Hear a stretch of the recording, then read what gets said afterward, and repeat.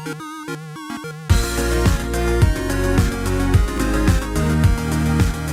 everyone, welcome back to another Anime Kingdom reviews. You see by title below, this is on episode 23 of Twin Star Exorcists. And overall, honestly, I feel this episode, the pacing was a lot slower. And honestly, I'm not too sure where the main plot and the progression of the story, where it's planning on going. It just seems like it seems like it's just going to be where, oh, there's another dragon spot open, it's time for you guys to go there. Oh, and guess what? Every dragon spot has a new boss that ends up arriving. It's kind of confusing on where they're trying to go with the story. The main plot of this episode in general was pretty much mostly to do with sides. They're kind of like showing her importance, what her importance is. We see in this episode that she, one moment when she's with Kanako, that she's looking out to I don't know where, and she's like, oh, that's where I came from. To which of course he says, no, that's not where you came from. You came from the city they were. And it makes you wonder, what is she? Is she from the other world, Magano? Is she a Basara, but she's not the same color as them? Is she Rokudo and Benio's kid from the future? Because in this episode you do see that the one girl, Kiyomi, the woman, pretty much telling them, when she grabs your hands, asking, oh, wait a minute, your hands look like you already have kids. I'm not too sure how that, resembles seeing your hands and all of a sudden you're like, oh yeah, you have kids already. Not too sure how that works, but it may be connecting to the point that, Rokudo and Benio's kid is in fact Sai. Now, that may not be true. We already know that she has the same eyes as Rokudo, and there is some connection. Instantly when she saw him, she called him Papa, and instantly he's the only person that saw some glowing thing on the building, including what I think it was a Ferris wheel kind of thing, and he's the only one that saw that. So there's still some type of connection between them, to which we do not know, and that's pretty much the big enigma of this episode and the big enigma of what's to come in the future. It's all determined on who Sai really is. She could also be Mayura's daughter for all we know because of the hair color, but I mean that's just kind of throwing that out there, but I don't think that's what it is. But she is pretty much what the main part of this episode and the main part of what this arc is to become. Pretty much what happens in this episode, just gonna give a brief rundown of what happened. It's pretty much just, obviously you saw there's another dragon spot open. The only people that can seal the hole up is the Twin Star Exorcists. So hey, let's pack up. They're going on a road trip pretty much, and guess what?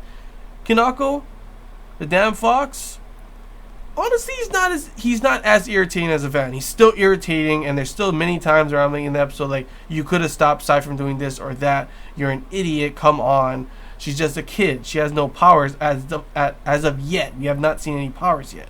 And there's a lot of moments where Sai just runs off, and I'm just like, are you kidding me? What the hell? Not just with Kanako. Obviously, there was a point with, Benio,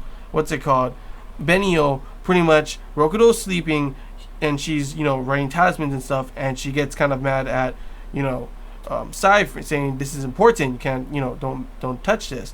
And she ends up just letting Sai walk away, to which of course she ends up being with Kiyomi. And at first I thought it was Sai was gonna be oh, she's so mean and blah blah blah, start talking bad stuff about Benio, which would make Benio feel sad, to which of course that ends up not happening. She ends up just talking about Ohagi-man, and even Kiyomi didn't get mad, which I thought she would have because she's had a kid kind of thing. She is a mother, MILF.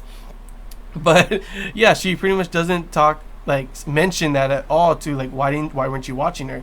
This is a dangerous ass place. Why would you leave the door open is what confuses me. And then even the part when they leave her there, they don't leave her with someone responsible. There's no way you could think Kanako would be able to defend her or anything like that. Another thing is, why are you leaving the door open again, Kanako? Just close the door, keep her in there, and she can't get out. But I don't know, it really confuses me on that point. But the main thing about this episode, besides of course being all about what Sai's importance is in this anime, in this arc, is pretty much the family kind of relations. That's one of the things that I do enjoy about this new arc so far, is seeing the connection and relationship between Rokudo and Benio blossom more and more and more, and that is helping so far with the addition of Sai. Now, this could be along the road something that ends up tearing them apart as well, as someone says. But so far, in my opinion, it looks more like it's actually pulling them closer and closer together. It's being like they're more like a family, you know, and that's why it also points towards the possibility that she is their kid from the future. To which, of course, also if she is their kid from the future, she does have a big importance in the fact that she's the twin star exorcist's kid, and she's supposed to be the one that ends up, you know, saving the world and, you know, taking out all the Kagara, which Kagare, but pretty much that is what this, like, the main thing is, you know, about the whole anime, them having a kid. To which, that's another thing, I didn't really understand that. I thought in 2 years they're supposed to either be stronger than the 12 Guardians, to which they do not show that at all. They don't really show them being stronger or not, or they end up having to be forced to have a kid, to which, of course, they don't show that at all either. We don't even know where the 12 Guardians are at the moment, what they are doing. The only part we saw was in the last episode when they were like looking under one of the dragon spots, I think it was, and like, oh, there's a, you know, bunch of Basara roaming together kind of thing. And obviously we also saw there was a secret enemy to which we do not know of who he is yet either. But it really confuses me on like what the 12 Guardians are doing. What do they have planned? What does that go progressing to the story? Because so far in the story, why I feel it's so slow paced is that it doesn't really have a main direction on where the plot is going towards. It's just the fact, like I said, with what the enigma of Sai, on what her importance is, and what, you know, it's yet to be determined on. Is she going to change the world, change our characters, change everything for the good or the bad? Because we don't know her origins. We don't know what her powers are, if there is powers. And that's pretty much the only thing that this arc has going for it. Now, it's only been 2 episodes in the arc, so I can't, you know, really say too much about it. They may bring up more stuff in the next one. But as of this moment, with just 2 episodes into this arc, it does definitely feel like it's kind of going for a slower pacing. And it kind of sucks in comparison to how I felt about the last arc, which honestly I loved, which was the manga, you know, was from the source material, to which this is a whole anime original route, filler arc, whatever you want to call it. How will this end up being? I'm not too sure, but that's one of the things I am excited for, is seeing how this anime original route goes. Now, I'm not always a huge fan of anime original stuff, but sometimes it's pretty interesting. Sometimes it could be better, sometimes it could be worse. I always like to hear the thoughts of you manga readers as well. How do you guys feel about this episode so far? Did you, and this arc in general, do you have high hopes for what's going to come? Do you not? Did you like this episode? Did you not?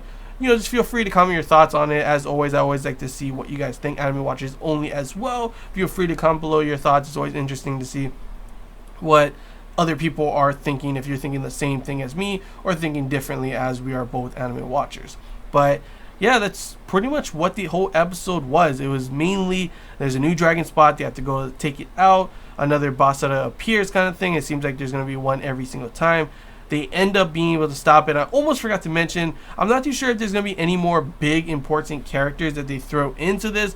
One character that they did throw in was that one exorcist that was completely irritating. He pretty much gets mad at Benio and says he doesn't trust her because she's, you know, the sister of a traitor, to which I wanted to just punch him in the face. When he was about to get, you know, he was getting his life sucked out of him by the Basara's kiss, I was like, just let him die, just let him die. And then all of a sudden he's like, oh, you saved me, thank you, kind of thing. I'm just like, you're an idiot, dude. You're lucky Benio is a good person, like, seriously. But of course, that was pretty much the episode, the emphasis on Sai and the emphasis on pretty much their family and them connecting and growing more together in their relationship. But that was pretty much all there was.